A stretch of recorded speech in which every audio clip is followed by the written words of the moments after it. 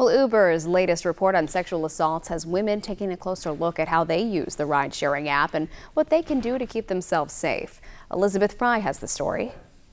Strangers relying on strangers to get from point A to point B. You have used Uber and Lyft in the past? I have. I've used Uber and Lyft in the past, mostly when I'm traveling. Say maybe 4 to 6 times a month. It's convenient, but according to Uber's latest safety report, it can also be concerning. I had a passenger that was hitting on me. He was clearly drunk. I sat in the back seat, which was fine.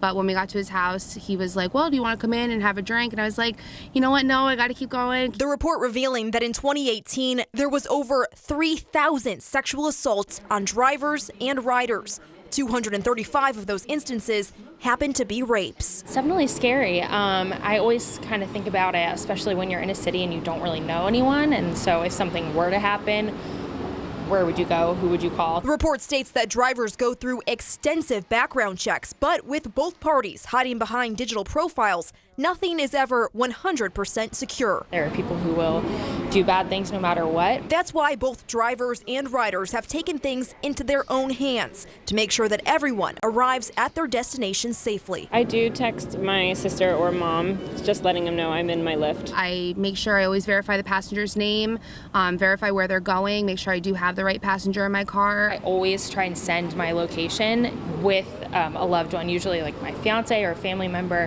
whoever I'm traveling to go see, just like, hey, follow my trip. And while Uber's report reveals some alarming statistics, they're taking action of their own to make sure passengers and drivers' safety remains a top priority. Right now I've got follow my ride and the 911 assistance. But once I'm in the ride, then more features become available.